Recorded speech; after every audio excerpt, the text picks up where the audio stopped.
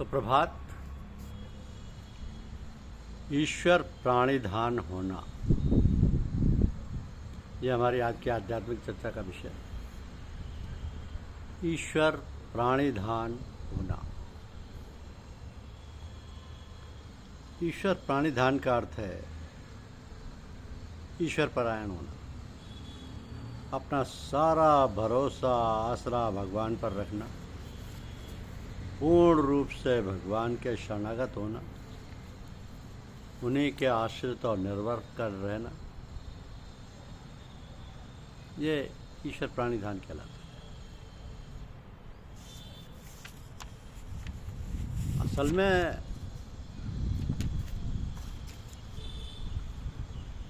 ईश्वर पर श्रद्धा और विश्वास के बिना ईश्वर की तो प्राप्ति हो नहीं सकती। मन में कुंठा ना हो, वरन हमारे अंतर में अधिक उत्साह और लगन पैदा हो, तभी संतोष प्राप्त होता है। और भगवान पर पूर्ण श्रद्धा विश्वास रखते हुए ऐसा भाव रहे कि भगवान की ऐसी दया कृपा है, इसी में हमारा हित है।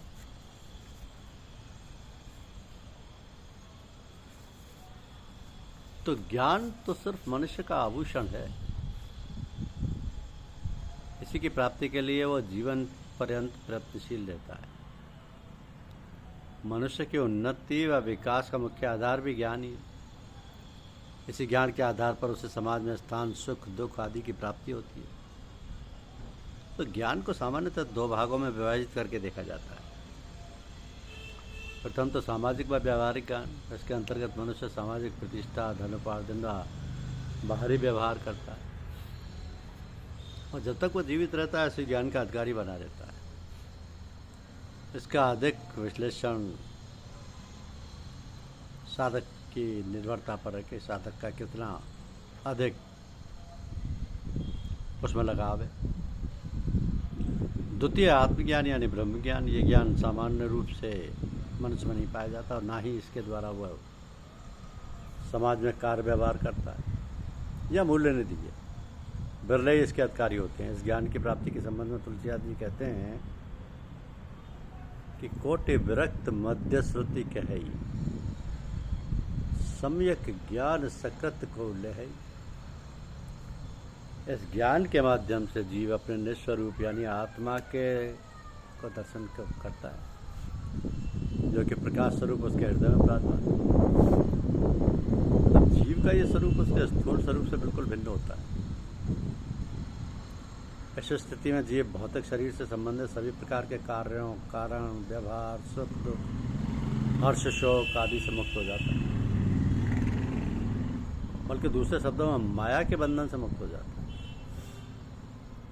जीव अपने स्वस्वरूप में जब आता है तो केवल आनंद ही आनंद की स्थिति होती है, और उसे अपने चारों ओर प्रकाश का तीव्र पुंज दिखाई देता है।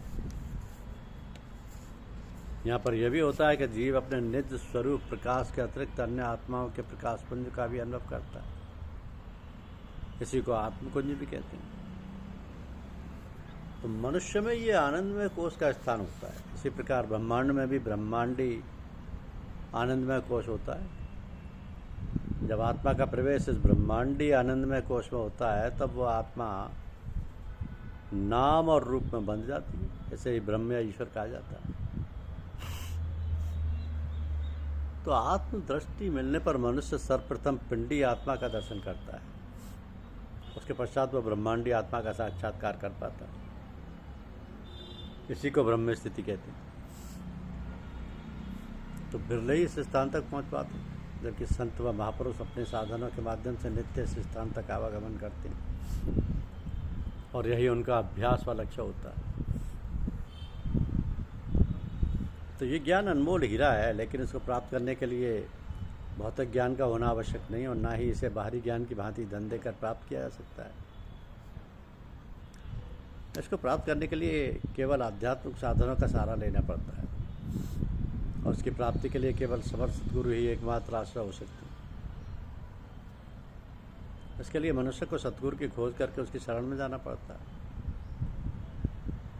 जब शिष्य या जिज्ञासु सतगुरु की दृष्टि में पूर्ण समर्पित व आस्था से प्रबल हो जाता है, और उसमें दीनता व करुणा के भाव जागृत हो जाते हैं, तब गुरु की दया कृपा होती है। जिज्ञासु आत्मज्ञान के साधनों के द्वारा गुरु से आत्मदृष्टि प्राप्त करने की याचना करता है। ब्रह्म स्वरूप को देखने के लिए सामान्य नेत्र व्यर्थ हैं, इसको शिव नेत्र अर्थात तीसरे नेत्र द्वारा ही देखा जा सकता है। तो प्रत्येक मनुष्य में तीसरा नेत्र सुषुप्त अवस्था में होता है, लेकिन मनुष्य इससे अनभिज्ञ होता है।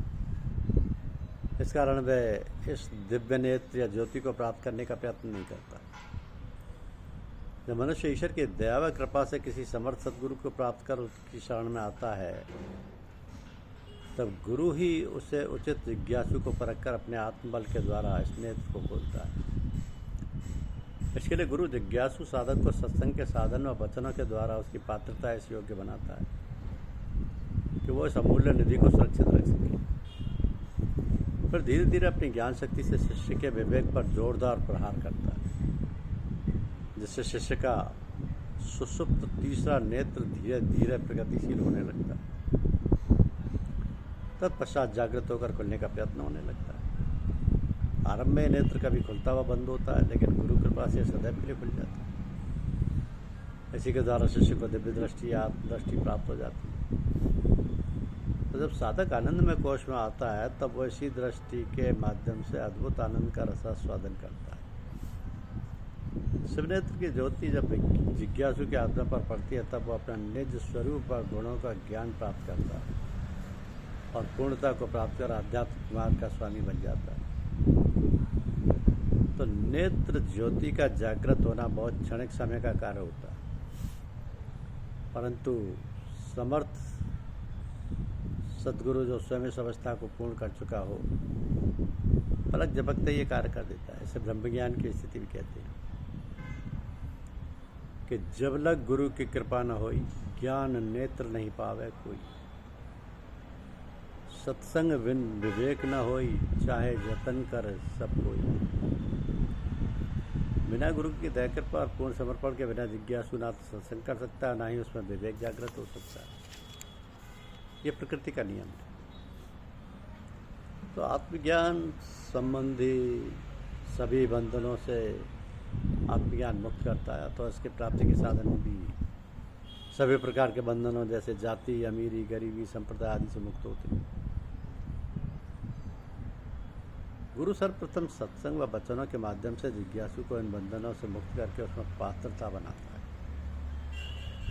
तत्पश्चात उसमें से अनमोल रत्न को रखकर शिष्य को अपने समकक्ष बना लेता है। तो ये वो निधि है जो किसी के भी द्वारा तथा किन्हीं भी दामों पर ना खरीदी जा सकती है, ना ही बेची जा सकती है। इतना अवश्य है कि माया इसको प्रभावित कर सकती है और इसकी तीव्रता व प्रभाव को धुंधला कर सकती है। तो जिज्ञासु या शिष्य में यह अभिमान पैदा कर सकती है, जिसके कारण इसका अनुचित उपयोग भी असंभव है। इसका अनुचित प्रयोग भी संभव है, क्योंकि शिष्य में अभी इतनी परिपक्वता नहीं होती कि वह माया की इस कलाकारी को ठीक ठीक समझ सके। इसके अलावा तमोगुणी शक्तियाँ भी इस पर अपना प्रभाव डालकर इसको कमजोर बना देती हैं। तो गुरु जब शिष्य को वह दिव्य ज्योति प्रदान करता है,